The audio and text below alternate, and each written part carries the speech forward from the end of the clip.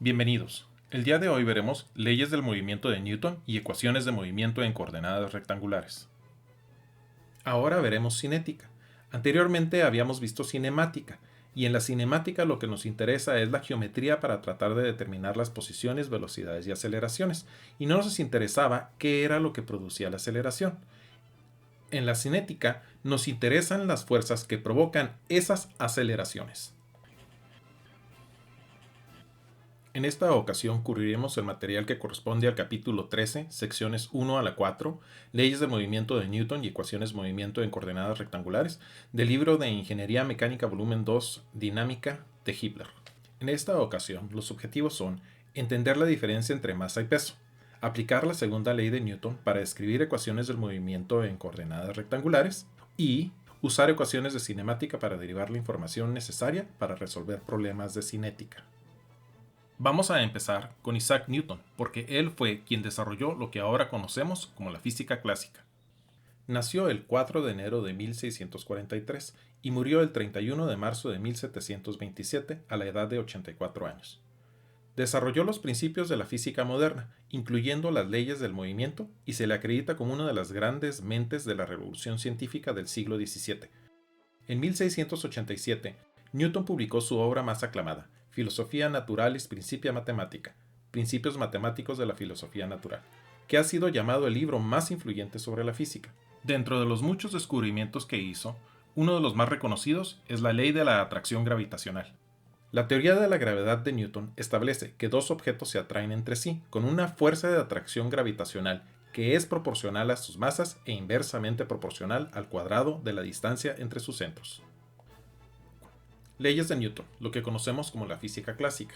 Nota: esto no se aplica a altas velocidades o a partículas muy pequeñas, pero para la mayoría de los problemas de ingeniería mecánica, estas ecuaciones son más que suficientes para resolver los problemas. Primera ley.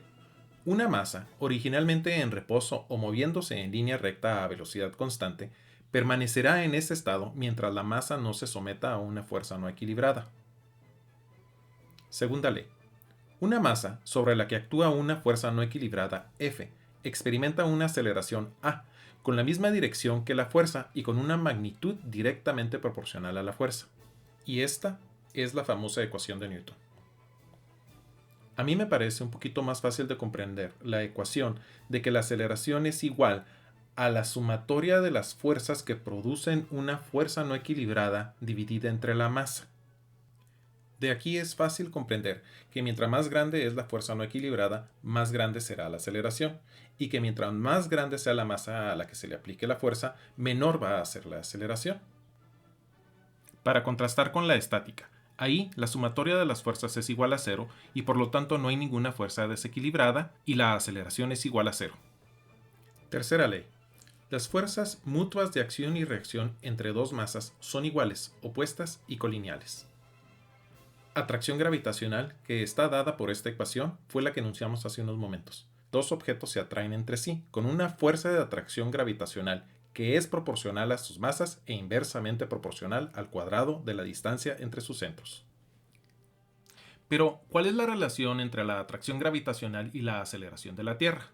Bueno, la fuerza de atracción gravitacional está dada por esta fórmula, donde la G mayúscula es la constante de la gravitación universal, aproximadamente 66.73 por 10 a la menos 12 metros cúbicos por kilogramo segundo al cuadrado. Si consideramos que la masa de la Tierra es de 5.97 por 10 a la 24 kilogramos y que el radio promedio de la Tierra es de 6.38 miles de kilómetros, entonces podemos agrupar los primeros términos de la ecuación y llegamos a la conclusión de que la gravedad sobre la superficie de la Tierra es de 9.81 metros por segundo al cuadrado en el sistema internacional o 32.2 pies por segundo al cuadrado en el sistema americano. Entonces, el peso, W, de un cuerpo es la fuerza con la que su masa es atraída hacia el centro de gravedad de la Tierra, y está dada por la segunda parte de la ecuación, W es igual a la masa por la gravedad. Se mide en newtons en el sistema internacional o libras fuerza en el sistema americano. Un newton es igual a 0.224809 libras fuerza, y una libra fuerza es igual a 4.44822 newtons. Un kilogramo pesa 9.80665 newtons sobre la superficie de la Tierra y un slug, la unidad de masa en el sistema americano, pesa 32.174 libras fuerza sobre la superficie de la Tierra. Entonces, el peso es una fuerza que es provocada por la masa y la gravedad. Pero la masa es una propiedad absoluta de la materia que no depende de dónde está. Es la cantidad de materia contenida por un cuerpo, objeto o partícula. Expresa la inercia o resistencia al cambio de movimiento de un cuerpo. Es ella la que genera la atracción gravitacional. Se mide en gramos en el sistema internacional o en slugs en el sistema americano. Aquí les dejo una serie de conversiones, pero la verdad es de que pocas veces tenemos que andar haciendo conversiones entre el sistema internacional y el sistema americano. Lo que sí es importante es de que un kilogramo pesa 9.81 newtons sobre la superficie de la Tierra, un slug pesa 32.174 libras fuerza sobre la superficie de la Tierra y que una libra masa, que casi nunca vamos a utilizar, pesa una libra fuerza sobre la superficie de la Tierra.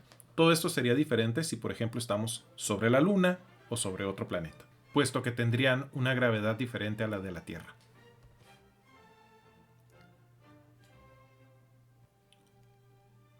Aquí está una página con todas las conversiones.